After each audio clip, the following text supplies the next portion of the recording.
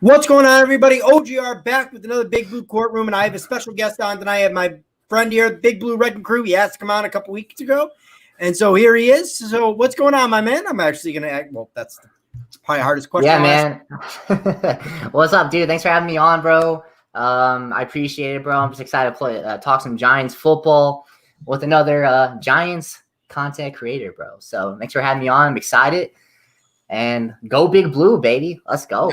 All right. So this is the question I ask almost everybody on the Big Blue courtroom. It's become a normalcy now. Who is your most underrated Giant of all time? You don't have to give me the legit underrated Giant, but since you've been watching the Giants, who do you view as the most underrated? Some of the people I've gotten is like Charles Way. I think somebody gave me Amani Toomer. I think another person has given me a Howard Cross. So like it doesn't really matter. Whoever you view as the most underrated Giant, a Giant you don't think got enough love, basically. Dude, oh man, there's so many of them. Actually, it's funny we're doing this because I made a video a few weeks back with Giants Alliance, and we were talking about underrated Giants of the future and past. My biggest one I had was JPP, bro. Jason Pierre-Paul, dude, he was a monster for us, dude. Oh my god. He had that one dominant season in 2011. I think he had like 12 and a half sacks, something like that. Mm-hmm. And he was just consistent, dude, year after year, man. I think and after he blew off his hand, yeah, man, it wasn't really the same player. Although he didn't have a bad season in the Buccaneers last year. Yeah, no, he's a stud, dude. Even whenever he had the firework accident, we saw him with his little oven mitt out there. He was still dominating, dude. He's still doing pretty good. So yeah, JPP. When I always think of underrated Giants players, I think of him all the time. He's a beast, dude. I love JPP. That's so good. Diehard Giants fan in the building, New York Rangers fan, F. Scano, baby. Yeah, Kyle Cruz, Jay Berman, and Caden Alvis. All very, very good subscribers of mine.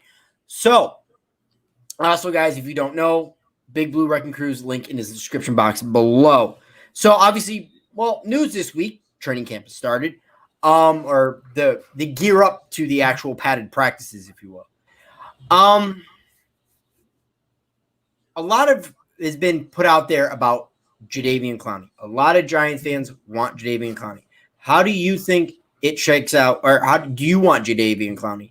And then I'll give my thoughts, obviously. Dude, bro, if we get Clowney, that automatically, in my opinion, makes us playoff contenders, bro. I'll tell you why, dude.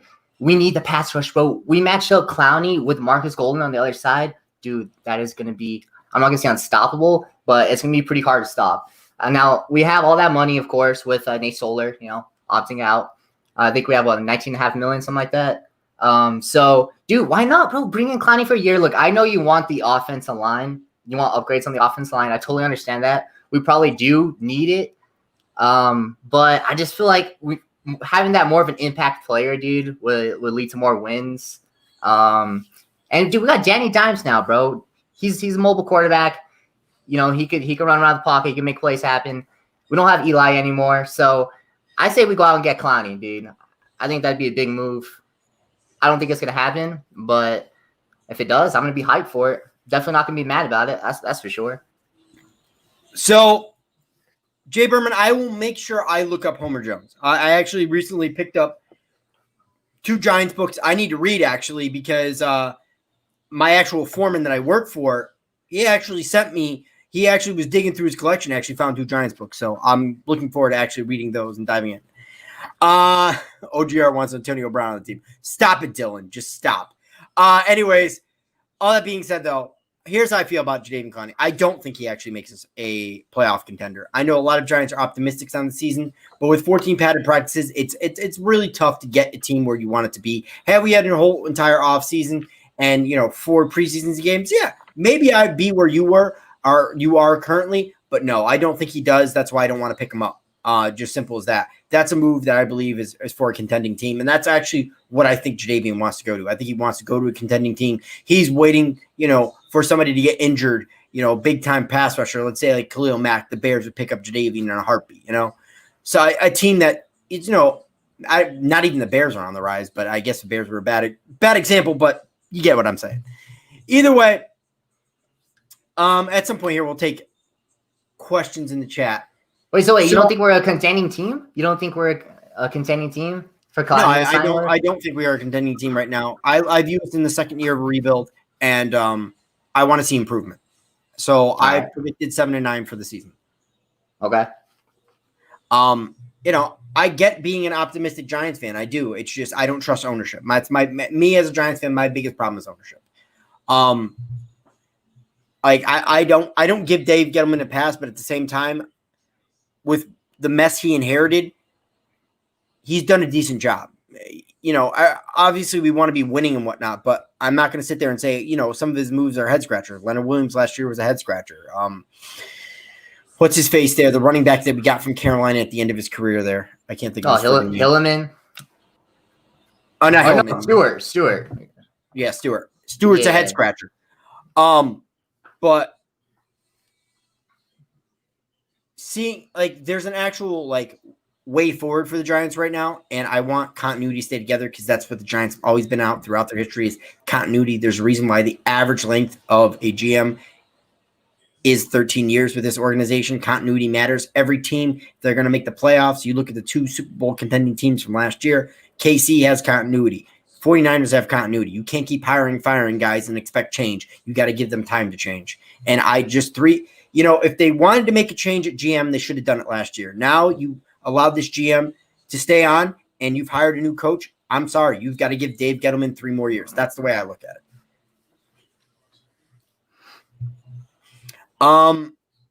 What's going on? Clocks and TSR, my man, is in the chat as well. Very good friend of mine. So how did you come up with your channel name, Big Blue Wrecking Crew? Big Blue Wrecking Crew, bro, that just comes from the 1980s. That defense we had, man. Yeah. I kind of just I saw our defense come up. I was like, Big Blue Wrecking Crew. You know what? I like that channel name. And then I had the crew I like too, because my subscribers, they're part of the Big Blue Wrecking Crew. So yeah, man. Thought I'd pick a Giants related name, so that's why I stuck with it. I'll answer Clocks' questions real quick, but I'm not really ready to start taking questions. But Clocks is always likes his questions answered. Guys, your best guess. Would you guess an NFL has 16 game season, B, play between 10 and 15 games, or C, have trouble ever really getting the season off the ground? Your best guess. I'll let you answer. Dude, yeah, man. You see, all right, you probably heard about all this going on with the MLB right now. So many games being canceled. That worries me a little bit, dude, for the NFL. Postponed, not canceled. Postponed, yeah, dude. It's just not the news you want to be hearing before the NFL season even starts. If these other sports are having problems just kicking it off. I know NBA kicked off last night. I like the way the NBA they're doing it. But it's definitely, yeah, man, it's a concern. If I was to make a guess, though, I think there definitely will be a season, 16 games. I think it's going to be a normal season, honestly. I really do. I think we're going to get all 16 games.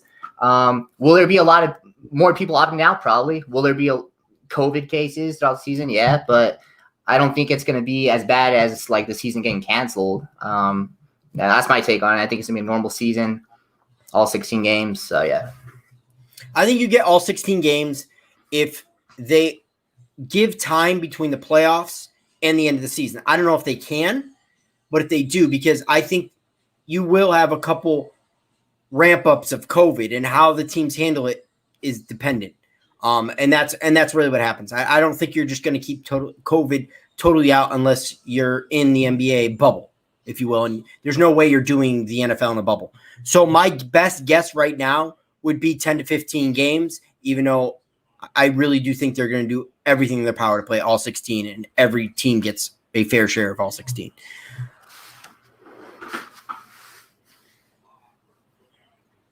Yes, TSR. I do agree that it's been flooded with too many positive tests, but a lot of it has actually been the personnel, not so much the actual players. Now, obviously, I know a lot of it's the Marlins, but if you actually dive down into numbers, there's actually been a lot of personnel, and that's the problem.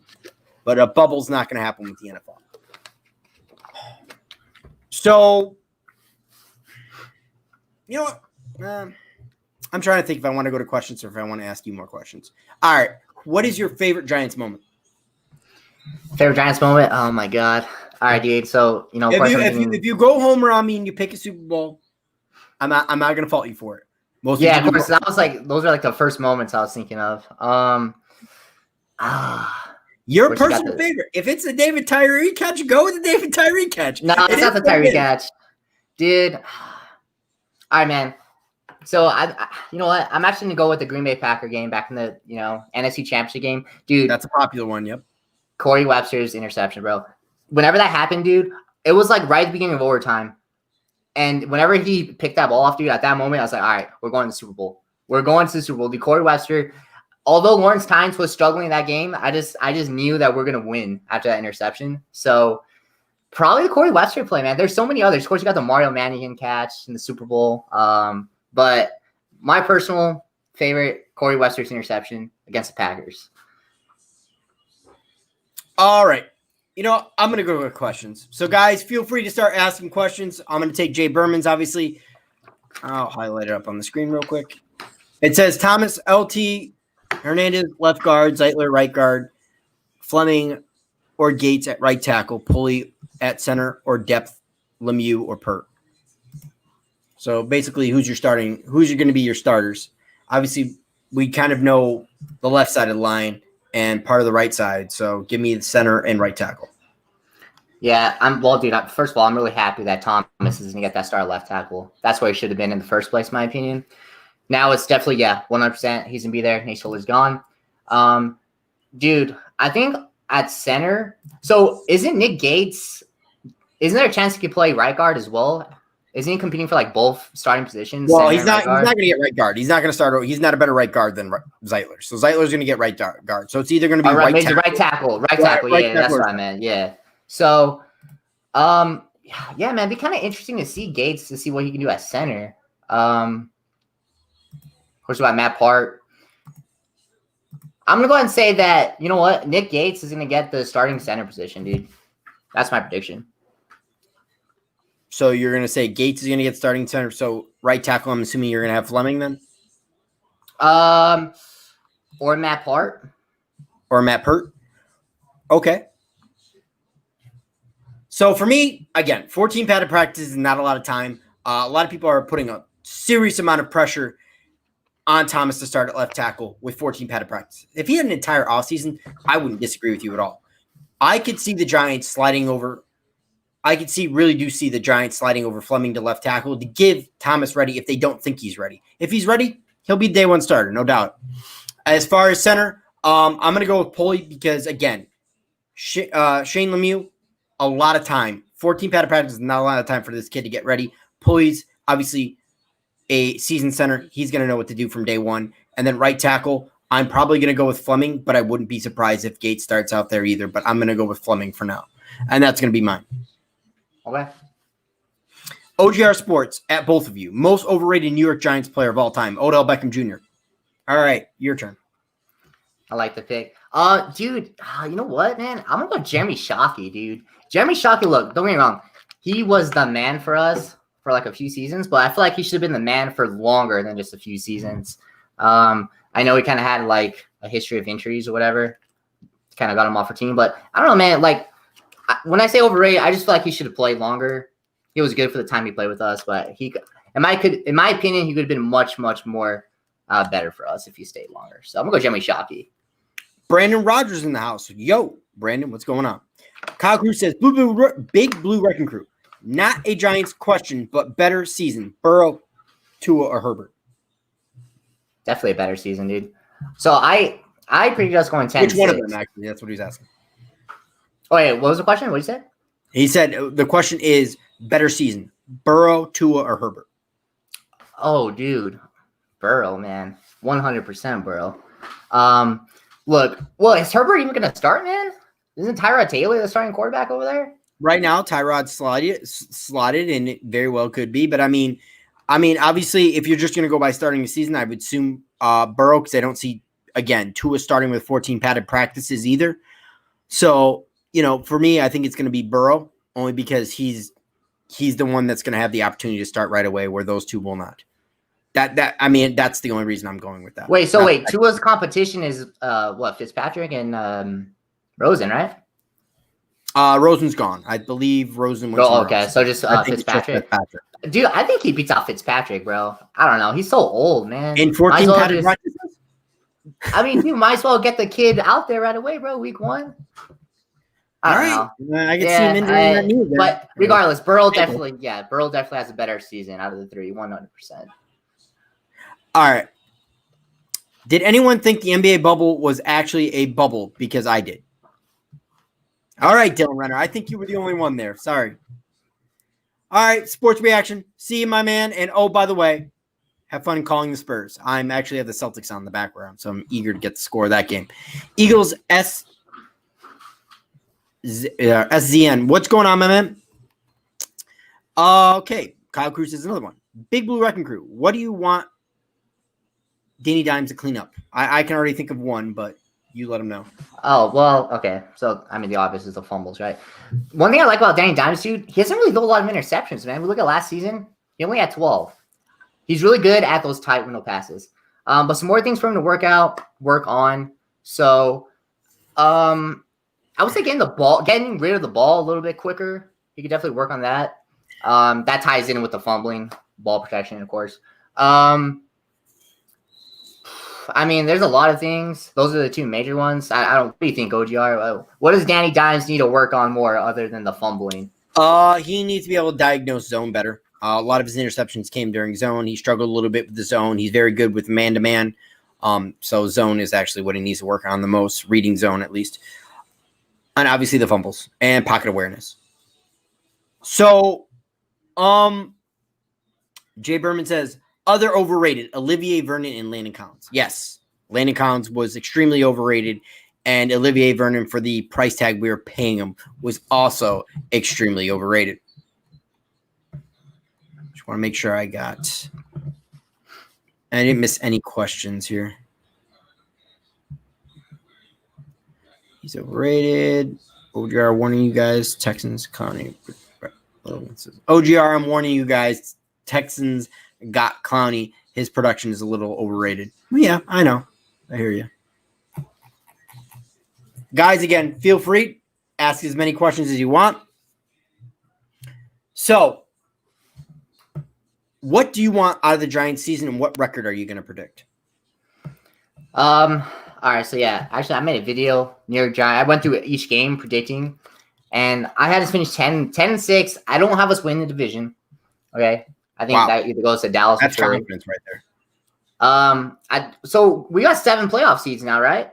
No more 6. It's 7. Is that? I believe 7. Yeah. So still dude, 16 games, but 7. Playoff teams. That's great for us, man. That means we can sneak in as a wild card. I think we can win 10. Dude, look, we got a really tough schedule. I understand that. Well, not really tough, just a few tough games. I actually think we have like the 7th easiest schedule, but Baltimore, Seattle, the 2 tough ones. And I'm missing. So you must be Tampa having Bay. Either the Cowboys or sweep the Eagles. I don't see how you have us going 10-6 without going a minimum 4-2 in the division. Yeah, I definitely have us 4-2 in the division. We sweep Washington, no problem, and we split with Philly and Dallas. That was my guess. I don't think we got swept by Dallas and Philly. We're splitting with both of them. We're not going to win in Philly. We're going to win in New York. We never win in Philly, but yeah, man, 4-2 in the division, and then I have us getting some pretty big wins, dude. I had us beating Tampa Bay Monday Night Football. Okay, I know. That's hard to believe. I know, but look, it's Tom Brady, and Tom Brady struggles. So I'd imagine. I don't mean to keep cutting you off, but I imagine you have at least splitting in the West, because I mean, I assume you have us losing to San Fran and Seattle, and then you must have us beating Arizona and the Rams, I would assume. Yep. Yeah, Arizona got us last year, man, but I think Danny Dimes gonna get some little payback against Kyler Murray this season. So Kyle Cruz, I'll check you later, my man. Jay Berman says DJ makes some poor reads, late recognition of both the rush and coverages. I agree. We definitely need to improve on both. I could generally see the Giants beating the Eagles, Washington football team, for a second. Okay. For me, again, I said 7-9, and I'm going to stay with 7-9. a lot of Giants fans also think that we should go out and get Yannick Ngakoue. What do you think it would actually take to go get Yannick Ngakoue? I mean, honestly, you, I don't even know who that is. Who is that? I have no idea. Pass rusher from the Jaguars. The one Okay, that well, wants. oh, dude, I'm on board then. When we need pass rushers, I want Clowney. But hey, if this guy's even This guy's Clowney, this guy's just as good as Clowney, if not better. Dude, I'm on board, man. Let's bring him over to New York. 100%. If we could get him, let's get him. All right, cool. So what do you want to see from DJ to make it a successful season? Oh my God, I can't even get the words out. I want to see, look, all right, so the biggest thing this season, not only from DJ, but from Saquon, I want to see Saquon more involved in the pass, bro. He was so much more involved in the passing his rookie season. He kind of took a step back last season. Let's get Saquon a little bit more involved in the passing. DJ, man, look, second year, no more excuses for the fumbles, all right? So cut those in half, utilize your weapons. A lot of people underestimate our wide receiver core, man. We honestly, dude, our wide receivers aren't that bad. I mean, they're all probably number twos. We really don't have like a clear cut number one. But dude, Golden Tate, man, he's been like the best in the business yards after the catch. Darius Slayton, deep ball threat. Shepard, I think our guy on third down. Danny Dimes, dude, if he could utilize his weapons and stay healthy, he missed a little time last season. I don't see that as a problem this season. But so yeah, man, that's what I want to see from Danny Dimes this season. Nice. Rockin' Rob says Clowney is way better against the run. Yes, Clowney is a better overall player than Yannick, but Yannick's the better pass rusher. Yes, I would agree with that statement. I definitely agree. The only problem with our wide receiver core is everybody staying healthy. Golden Tate has been healthy for most of his career, knock on wood. And obviously, Cruz has struggled with the injuries. And Darius Slayton definitely has room to step up. I can definitely see what you're saying. I'm just not as optimistic as you are. I just think the defense needs some serious improvement. Bring up Evan Ingram too, man. Totally forgot about him. So the whole idea of Yannick Ngakoue, Jay Berman says no. Jacksonville would demand a first round plus. No way. Build through the draft. Got to do that while Saquon and DJ are young and affordable. Makes sense. Dylan Renner. No, Landon Collins was overrated. Let me explain why. A strong safety is not supposed to really be a coverage player. They play more like a linebacker. Landon Collins is more like a linebacker, which is fine when you play strong safety. I don't disagree with that, but you also need to be able to cover a little bit. You need to be able to cover tight ends better than he did. I mean, you cannot be burnt toast. I agree. Strong safeties aren't the strongest cover guys, but even somebody like I'm trying to think of the former Seattle Seahawk there, the safety. Earl Thomas or Cam Chancellor? Cam Chancellor. Oh, even Cam Chancellor wasn't that bad in coverage. I'm not saying he never got beaten coverage, but he wasn't that bad in coverage. Yes, Cam was known as a hard hitter, but you have to make guys fear coming across the middle, which Cam Chancellor did. Bad Dog just hated him a lot, in my opinion, for no reason. Listen, in my opinion, he was the defensive player of the year in 2016. Yes, against very weak opponents. And he's never played anywhere near that level since, Dylan, to be totally honest with you. Landon Collins has not played anywhere near that level since 2016. And that's why the Giants got rid of him. And Washington overpaid. And if you don't think he's being overpaid in Washington, you out of your mind, because he is. I mean, it was just a dumb move by the Redskins, but a lot of things are dumb moves by the Redskins. So, and going back to the whole fumble thing you were talking about before, did you realize that Carson Wentz had 16 fumbles last year? 16. Do you know that he lost 16 or he fumbled 16? He fumbled 16. Well, still though, I mean, yeah, still a lot. I mean, when the ball hits the ground, it's anyone's guess. It's just kind of like, we wouldn't be complaining about Danny Dimes' fumbles if he'd recovered, 3/4 of what he fumbled. Yep. Obviously, he did. Yeah. I mean, the most egregious was the Jamal Adams strip, but there's a lot to be broken down on that play. All that being said, though, Carson Wentz has had over 16 fumbles, over 40 in his career. Like, but you don't hear about Carson Wentz's fumbling problem. I don't know if you knew that or not, but winning alleviates a lot of problems that people will kind of shine a blind eye to. But when you're obviously not a great team, people are going to nitpick the problems, and that's basically what it boils down to with Danny Dimes. So, what is your most underrated team in the NFC, and what is your most underrated team in the AFC, and why? Most underrated team in the NFC, man. That's a tough one, dude. You know what? I'm gonna go with. All right, dude. I hate saying this.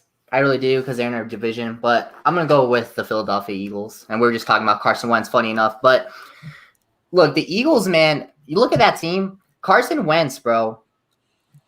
When healthy, when he's out there in the field, is probably a top 10 quarterback. I mean, hell, dude, he almost won the MVP a couple years ago. He probably, if he would have finished that season. I disagree with you on that. Yeah, sure. Man. Now the weapons on offense, they could have more. They still got Zach Ertz. Miles Sanders looks like he's just done. Yeah, bro. Yeah, man. Tight end tandem in all football. And that's why when people like to use the stat with Carson Wentz to me and go, "Oh, look, Carson Wentz didn't have over a receiver that had over 500 yards." Yes, but he also has the best tight end duo in all the game. Imagine what Danny Dimes would have done if he had Dallas Goedert and Zach Ertz. Please. Oh, he would have tossed for 40. Yeah. He would have 40 tops. No, but yeah, no, man. So, I mean, Carson Wentz has got weapons, dude. You know what I mean? And a solid defense. I think the Eagles are very underrated. And then they also bring in that rookie wide receiver. Obviously, we don't know how he's going to do, but still got Jeffrey as well. I think the Eagles are underrated, man. So that's my pick for the NFC. AFC, dude, Pittsburgh Steelers. That's my pick, dude. All right, so we open up the season against the Steelers. I think we're taking that game. I think we make a statement Monday night, but I do think that they're underrated. I do think they're going to make playoffs. I just think they are underrated. They actually have one of the best defenses last year, and a lot of people don't realize that.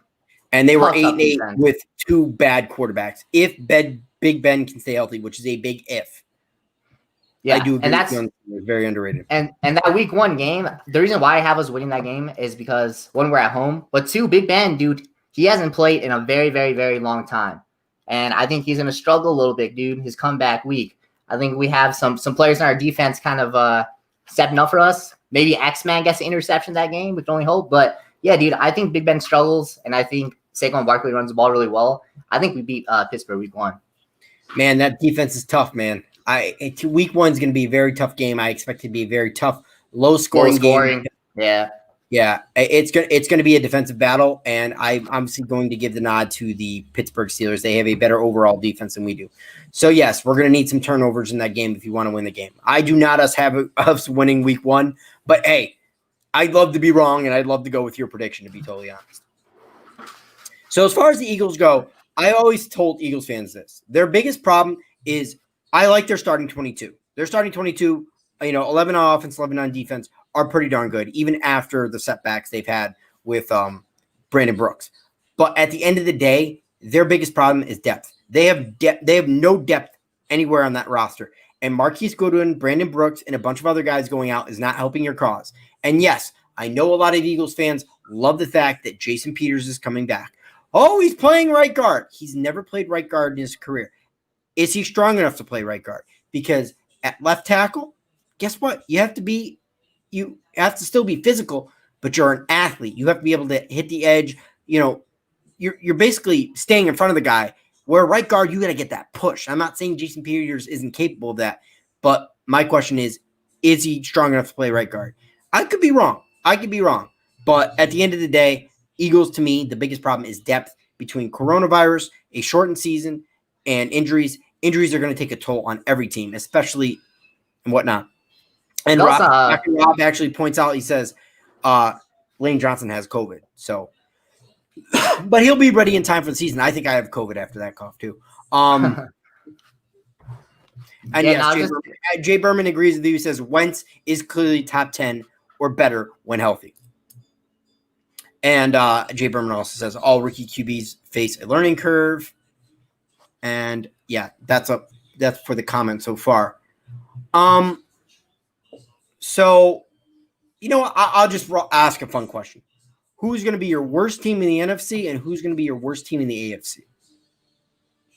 Worst team. Let's start with the AFC. Worst team in the AFC, Cleveland Browns. All right. All And right. I got that game circled on my schedule, dude. I think it's like towards the end of the season. Odell's coming back to MetLife Stadium. Dude, I think that's a blowout win for the Giants. I think Odell he's going to come in with, trying to prove a little too much. He's going to get frustrated. We're going to get in his head a little bit. I think Odell has a terrible game against us. But the Browns, dude, they're just so overrated, man. I understand they got all these weapons. They bring in Austin Hooper, Odell, obviously, Nick Chubb, Jarvis Landry. Okay, but the biggest problem, they got number 6 under center, Baker Mayfield. Kid is a bum, dude. He's so bad, and I just don't think he is their guy. And Cleveland may never find their guy. Are they really going to be the worst team, though? I get the fact that you don't think they're going to have a good season and you make some points, but do you really think they're going to be the worst team? Like, to me, the worst team is the Jacksonville Jaguars as far as talent around the thing, and expecting Gardner Minshew to be this, savior, essentially. Right. Yeah, no, Jaguars are going to be garbage as well. I just think the Browns are going to be even worse. Now, I'm probably wrong. I just look, dude, it's personal with me. I hate the Browns. I hate Odell Beckham. It's weird, dude, because Odell. You hate the Browns only because of Odell, or you always hated the Browns? No, I just have never been a fan of the Browns. And then when Odell joined, I was like, all right, I really hate the Browns. But now that's my AFC pick. NFC, man, there's so many bad teams in NFC. It's kind of hard not to choose the Lions, but I don't know, man. Matthew Stafford's a stud. I don't think they'll be that bad. I don't know, man. I can't really think, dude. What do you think? Who's gonna be the worst in the NFC? I really cannot tell you. Worst team in the NFC, right now. See, I don't want to say Detroit because I have way too many Detroit Lions fans, or not fans, but like I support a lot of Detroit Lions YouTubers. I don't want to say Detroit Lions, even though I could see their season totally imploding. Again, I can't put the Atlanta Falcons as the worst team because I believe the NFC South behind the NFC West is probably the most competitive division in all of the NFC. Oh, dude. So I have to go the Redskins. I hate to do that. I was just going to say, I can't believe I forgot about Washington. Oh, my God. I have to go the Redskins. I think I do. So Jay Berman says, OGR, Jason Peters is at least of the Tweety turds problems. You nailed it, bro. No depth. Howie Roseman drafting Jalen Hurts was moronic. And then Dalen Renner says, I think the split with the Redskins beat the Cardinals, beat the Bears, beat the Bengals, and that's it. I have the Giants going 4-12 this season. Honestly, Dylan, you are not the first person to tell me that they're going to be going 4-12. Some people have told me you're lucky if the Giants win 2 games. I think you're out of your mind, but at the end of the day, you know what? It is what it is. Jesse Bryan, what is going on? Again, guys, feel free to ask any questions as far as the chat goes. I'm going to struggle here to ask him more questions. For some reason, I'm like totally off tonight. But who's your most favorite Giant of all time, and who is the best Giant of all time? All right, dude. Favorite Giant of all time, mainly because I grew up just watching him, dude. It's Eli Manning. I mean, I feel like that's an answer for a lot of Giants fans. Yeah, it's going to be a lot of Giants fans. Yeah, dude, Eli Manning, dude. Yeah, man, it's just off the field, on the field, dude. Just such a stand-up guy. His post-game interviews, he's always just composed and relaxed, and just what he did for our organization, man. You couldn't really ask for much more. You know, he has all our records, 2 Super Bowls, 2 Super Bowl MVPs. Eli Manning just really have always looked up to him. So definitely my favorite Giants player of all time. Now, best Giants player of all time, Lawrence Taylor, dude. No question about it. LT. Gotcha. Rock and Rob says, I think the Lions will win the NFC North. You are one of the few, because between the Packers, Minnesota Vikings, I can see the Bears struggling. I can see the Bears struggling big time, because they have a quarterback competition, and Matt Nagy actually openly came out today and said that it was going to be an open competition. So it is a legit competition between Nick Foles and Mitch Trubisky. And if Mitch Trubisky doesn't win, in my opinion, you don't deserve to play anywhere else in the NFC or the AFC or the NFL, because you have the most experience in the system. You've been a part of this system with Matt Nagy. There's no reason why Nick Foles should beat you out. If Nick Foles beat you out in 14 padded practices, that's what it says about Mitch Trubisky. He's just a terrible quarterback, in my opinion. But hey, I could be wrong. I work with a lot of Bears fans, so they don't like me saying that at all. All right. So any more Giant related questions? Oh, do you think Saquon has a chance to? I always get this one, so I'm going to answer it now. Do you think Saquon will win MVP? Do I think Saquon will win MVP? And like if I'm like, what do you think it takes to get there? Okay, so do I think Saquon will win MVP? If I'm like betting on it, dude, no. Does he have a chance? Absolutely, 100%. To get MVP, I mean, dude, it's hard because look, you look at Christian McCaffrey last season. He should have got MVP in my opinion, dude. 1,000 receiving, 1,000 rushing. Now it's probably because his team was just horrible. Maybe if the Panthers were a little bit better, he could have got MVP. But I think for Saquon to win the MVP, the Giants have to be at least playoff contenders, and Barkley's got to have 2,200 scrimmage yards. 2,200 scrimmage yards? 2,200. 15. 15 rushing touchdowns. 15 rushing. Yeah. 15 rushing touchdowns, maybe like another 5 or 6 receiving. So like 20. All right. So Jay Berman says Gents win DC twice, split with Dallas, beat Cincy, Bucks, Arizona, Bears. 6-8 possible, better depending upon IL and COVID impact, all involved. Did you get to watch the actual Joe Judge press conference today, or at all? So yeah, I knew that Judge was going live today. I did not watch it though. Did you? Yes, I watched. I still have like 15 minutes more to go through it, but he's just basically telling all the plans, and he basically just shows you that he's got his whereabouts around him, and he's just really ready. He's very prepared guy, basically. A lot more prepared than Pat Shurmur, I would say. Yeah. So here's a question for you.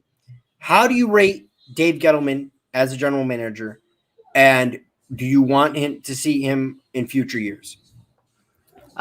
So yeah, man. So kind of like a controversial question here. It's kind of like an even split what Giants fans think. Personally, I actually think when I say, because I'm a huge supporter of Dave Gettleman, I think I'm in the minority. So, look, here's the thing. A lot of our players that Gettleman drafted didn't turn out too well. Now, DeAndre Baker, we still don't know his future. I think I do want to see Gettleman with us. A lot of that's going to depend on this season. If we have another terrible season, 4 or 5 wins, I might be ready to pull the trigger and find a new GM. But, if we're right there, 8, 9, 10 wins, I say we just give him another year, man. See what he can do. He's not bad at drafting players, dude. In my opinion, he's had some good drafts. But yeah, that's. I agree. I feel the drafts have been strong, but again, it takes about 2-3 years before you really understand how good a draft class is. Because if Will Hernandez at this end of the year ends up being a bust, and Lorenzo Carter ends up being a bust, and BJ Hill doesn't pan out, and the only real player you got out of that draft is Saquon Barkley, a lot of people are going to make fun of that draft. That's a realistic possibility after the end of this year. So I just point stuff out. I don't necessarily believe that. It's just something I thought I'd point out. So what would you give him a grade overall as a GM? So right now, I'm going to give him a C-. You're going to give him a C-? All right. C-. Here's why I don't get rid of Dave Gettleman, even if we have another 4-5 season.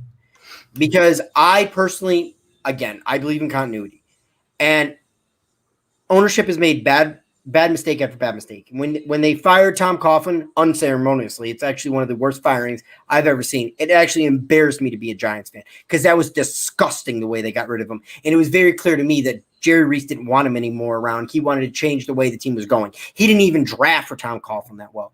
But Jerry Reese, in general, was a bad drafter. We continued with Jerry Reese for God knows how many years after we had fired Tom Coughlin. We should have fired Jerry Reese right then and there. That was ownership's first mistake. The second mistake was just hiring Ben McAdoo. Like, just hiring Ben McAdoo. Let's not host any coaches because Jerry Reese handpicked this guy a couple years prior. That's another mistake, and I believe I put that on ownership. I don't put that on Jerry Reese. I put that on ownership. And a lot of people say, oh, well, Dave Gettleman this, Dave Gettleman that. Well, who hired him in the first place? Yeah. And ownership, a lot of Giants fans wanted to rebuild after the 2017 season. And it's very clear to us now, and it's hindsight's 2020. A lot of people say, well, Dave Gettleman was trying to build and rebuild at the same time. No, he was not. He was trying to win in 2018. It went horribly wrong, and then he began to sell off pieces and start the rebuild. That's why I say we've been rebuilding for 2 years. Last year was our first year of a rebuild, and we're going into our second. I think you've got to give Dave Gettleman more time, and I know that's not what Giants fans want to hear, but at the end of the day, the mess he inherited, and he tried to win right off the hop, and it was a mistake. But at the end of the day, it's a mistake that ownership wanted. That's why I put the blame fully on ownership. I'm not saying that you shouldn't criticize Dave Gettleman. You should. There's plenty of moves to criticize Dave Gettleman for, but no GM bats 1,000. And on top of that, what GM are you realistically going to go out and get? And now I'll let you answer that in a second. But to me, there's only one GM you're going to go out and get, and he's already on your team. And I don't know about you, but do you believe in Kevin Abrams? Because that's the only GM you're getting. Because what GM wants to come in to an organization that is continually hired and fired coaches? They don't allow you to make any major decisions as the next GM. You usually get to pick your staff, you get to pick your coach, you get to pick your quarterback. You don't get to do any of that shit. All that shit is there for you. So what GM wants to walk in and take that job after watching the previous two GMs get hired and fired in less than 5 years, and you've already gone through 3 coaches? You have a short leash. What GM wants to step into that? You're not showing any sort of I just don't believe it, and you just don't get to make any. I think it's a disaster waiting to happen. You cannot keep hiring and firing. And like I told you before, you look at 2 Super Bowl teams last year, or any Super Bowl team for that matter. There is continuity there. Continuity matters in the NFL. Keep the guy around. So yeah, that's my whole spiel on Dave Gettleman. I'm gonna read a couple more things, and then I gotta sign off. I actually just got to text my wife. I actually got to go take care of something. I usually go for an hour. I do apologize for not going an hour. It's just we get it. Totally wild tonight, man. So Jay Berman says, Rock and Rob, actually, he was responding to him. If Judge impresses on the field, half as much off the field, we're good to go. Good point, OGR. I like Gettleman a lot, but Hernandez and Carter minimally have to step up. I agree. We go as far as the puppies take us, as Dave Gettleman would say. Blame Mara, not Gettleman. Wellington is not pleased with his offspring. Well, yes, Wellington is rolling over in his grave. That's why I always tell Giants fans, John Mara needs to take a picture out of his, or a thought out of his father's book and say, patience. Patience needs to happen. We live in an impatient world right now. Stability is what we need. But that's just me as a Giants fan. And obviously you may feel differently, and that's fine. But thanks again, guys, for showing up. Thanks again for Big Blue Wrecking Crew for coming on. I appreciate you coming on, and I look forward to working with you in the future. Either way, guys, it's been OGR Sports, and I am gone.